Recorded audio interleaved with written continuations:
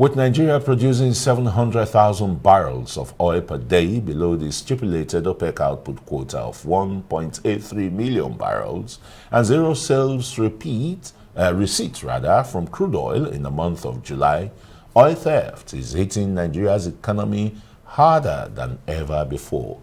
In the past few weeks, the government has been on a mission to reverse the trend. Arise business and energy correspondent Onyi Sunday visited Yoke in Delta State and witnessed a preliminary investigation on oil thefts in the region. We have not exported crude from Boni since March. We have not exported crude from Pocado since April. If you put all these numbers together, you can see where we are bleeding. We can say whatever we want to say. Bottom line is that the Treasury is not getting the revenue. For the government, there are no excuses for the negative trends recorded in the sector, and the heavy downpour here does not suffice on this mission to investigate the discovery of an illegal pipeline that has been in operation for over 9 years. The movement is on. Through Yokri Road in Ogulaga Kingdom in Delta State, officials of the Nigeria National Petroleum Company, National Petroleum Investment Management Services, including the Chief of Defense Staff and a staff of a private security firm, Tantita Security Services, all make their way to the swamps, where 2 out of 12 illegal pipelines have been discovered. For most here, it's an unfamiliar terrain. To avoid a fall, we walk behind those who have gone before. Almost 2 kilometers from the seashore, we arrive at a spot where pipelines are being uncovered. A further walk gives a clearer picture. 2 illegal connections have been unearthed. Officials try to make sense of what is before them. As far as we speak, we did not know of this thing until when our guys discovered it when they're doing ground trotting. When was that? That was on the 1st of this month of October, and he's captured in our system. Just 1 month ago? Yes. Within this TP, I have 3 deployment of GSFs. Okay. 1 officer, 30 men, 2 gunboats, for which we will take care of for this line. Apart from that, I have Escravos flow, I have Otomara flow, I have Sagara, I have deployment of GSF too. Okay. 3. What you are saying is that your private contractors, surveillance contractors must be aware of this. The GSS around here should have known about it. Yes. Shell supervisors should know about it. That's the point you're making. That if it's being informed. It's not conditional. It's a responsibility. What is possible in achieving this? No, I would not know because they are illegally done. This is what the team has come to verify. Oil is stolen for 2 reasons: for export and for artisanal refining. Yokri is in a position to serve both purposes. We're leaving Yokri. I'm not sure where the next stop is, or whatever the oil thieves operate. That is what this team hopes to uncover and inspect. A few meters away is an abandoned illegal refinery. The burnt vegetation and multiple oil pits are a testament to activities that have taken place here for years. It is believed the oil thieves tap oil from an idle test pipeline belonging to Shell Petroleum. It's a difficult terrain to work in. My cameraman is stuck in the mud. The theory is that the thieves channeled the oil from an active Trans-Escravos bulk line feeding Focados to an isolated Afremo pipeline from where they get their oil undetected. But for 9 years, there are questions to be answered. What they do is they go to a particular point they tap, then they try to cover it up, possibly even plant grasses on the place so the place can become what you notice today, and then nobody looks at that. Then they extend the perhaps maybe by some 2-3 kilometers from where they usually take their product. There are a lot of speculations, there are a lot of allegations, but one thing is paramount, is that Nigeria is bleeding, and the people that are bleeding Nigeria out are Nigerians. There are significant collaboration between the players, between the community, between the security agencies, and between everybody in the space. And what you heard from the CDS today is that nobody will be spared. Whoever that has anything to do with this, they will follow every legitimate means to bring the person to book. Investigations bring the team to the Afremo platform. There are suspicions that the oil is gotten here. Shell Petroleum says it's impossible, as the high-pressure line has been isolated since 2013, owing to a damage. This cage has been here since 2018 has been here since 2018. Yeah. So nobody can come here because any tampering on this cage, we will get a notification, SMS alert. Then our security operating center also is notified. We have security vessels that patrol this area. However, it's also possible that people can make connection somewhere on the shore, then somewhere onshore before it gets to the point, they also make another connection. It's possible, I really don't know, but to come here right now, no. The vessel has been arrested here before. Okay, if you say there is no big here, which pressure will bring it to this place? Because the TV is down. And down. Okay, what happened is that when I open extra box for Tumara and the rest.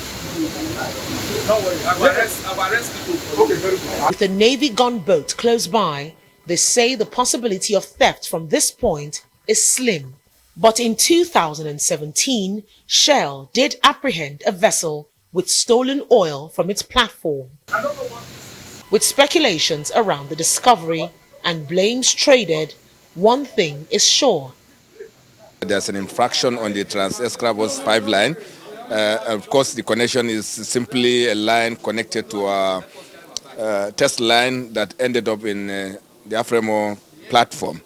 Ordinarily, that line should never carry any crude oil, but unfortunately, bandits have made it so, and that we just practically confirm that it is true. How easy is it for people to do that undetected? You know, one thing with illegal stuff, they have their time, they take their time. When they come, maybe they come in a campaign mode, have their time, and then the connivance of people around that area. Like for me, from my area where I come, before anybody will come and steal in your place, somebody there must have invited him. That's a culture. So when you see those kind of things, you really need to start asking questions and then start saying, within that TEP, I have deployment of government security forces, and that's what I told the Chief of Defense Staff. We have 3 of them on that route, 1 officer and 30 soldiers with 2 gunboats each on that line. That is just for the line. And the facilities that I have, the 3 of them, I also have same looking after that. So it's something that, as he said, is a collaboration that all of us need to do. Officials say a joint investigative visit comprising the regulators, security forces, oil companies, and the community will commence soon in a bid to identify and apprehend the culprits on all levels. Right from where we saw those insertions, it's a sad development. And I'm glad that I'm here along with this group CEO, and of course the members of the team. There will be a thorough investigation, and everyone who is involved certainly will be brought to justice. There is much more to be done. Away from the facility, another discovery was made hours before our visit. 10 kilometers away in Igborodo community, a vessel loading finished products was apprehended by the private security firm. Igborodo is the immediate host community to Chevron, which is separated by a creek 25 meters apart. Onyi Sunday, Arise News. Okay, let's have Onyi Sunday to tell us more on what she saw on that trip and how bad the situation, the issue of oil theft in the country really is. Onyi? Well, good evening. Thank you so much for Well, I saw you all struggling in the mud and the rest. I mean, that's an offshore platform, pipelines and the rest in the swamp. How easy is it really, you know, to get into that place and do all that stealing? Well, first I'm just going to describe what I saw as really gritty to start with. It just looked like a scene from a war movie, as it is. That pathway was cleared. It's more of a forest, a very thick forest that we walked through. That's a swamp. A very, very thick one to begin with. And you have the floating barges that actually cleared the way for us to walk through and you also had to be careful. Almost like a 20-minute walk from the sea into that particular spot. And at a spot, we did see policemen uncovering other pipelines. One thing that really stands out is the fact that what we saw wasn't done by amateurs, that's for sure. Because taking those pipes, these are very long, heavy pipes, into the swamp that we saw, a very difficult terrain to work with, as you saw the cameraman got stuck, and lay those pipes. But clearly this wasn't something that was done yesterday or 3 years ago. NNPC claims it's actually been there for about 9 years, but then there are those who believe it's been there longer than 9 years. The explanation, really, what they came to investigate is this. The story they got is the fact that the oil is being tapped, right, from a particular pipeline that is active. Well, Shell says, because they have about 3 lines, the high pressure line, the low pressure line, and the test line. Shell says the test line has been shut owing to a problem that it had since 2003. So ideally, nothing should be flowing through that line. So the argument is, so does it mean they're coming to your platform to take the oil directly? Shell says it is now impossible because they have a cage around the platform where you saw the helicopter land. Yeah. So they believe that whatever connection that's being done is done away from the shore. So what they've done is, while the A line is idle and the B and C has oil flowing, they've connected the B to the A, which no one pays attention to anymore, and carrying out their business. So that is what the team went to verify, the possibility of this happening.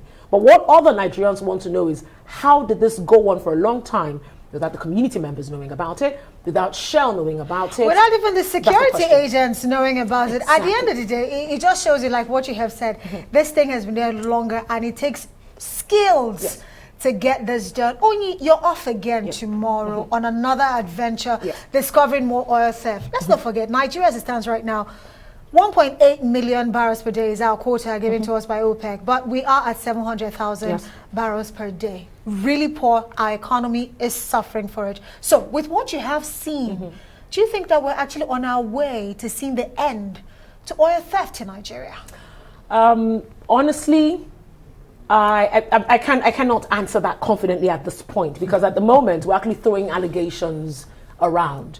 I think we're really yet to hit the nail, or really have hit the hammer on the nail in terms of addressing where this is coming from. It's a preliminary investigation that's going on at the moment, but is the government ready to name names? That's the issue. We're seeing the political will right now. I mean, like we mentioned, in Borodo community, another vessel was arrested, but this is an organized crime that has gone on for many years, for so long, and thinking that we can actually curb this within a few months, well, I also wait to see how that will play out, because it has enriched, it has empowered communities within the area as well. We're not talking about even the vessels that take it outside our shores. You have artisanal refining that's been going on for years. I remember we had the fuel scarcity, or rather the contaminated fuel earlier this year. When we visited Port Harcourt, some people around the community say they were not aware of any fuel scarcity, because they actually get their product directly from these artisanal miners to do what they need to do. So you consider the players that are involved here, and there's so many players that are being named, and that's what the government wants to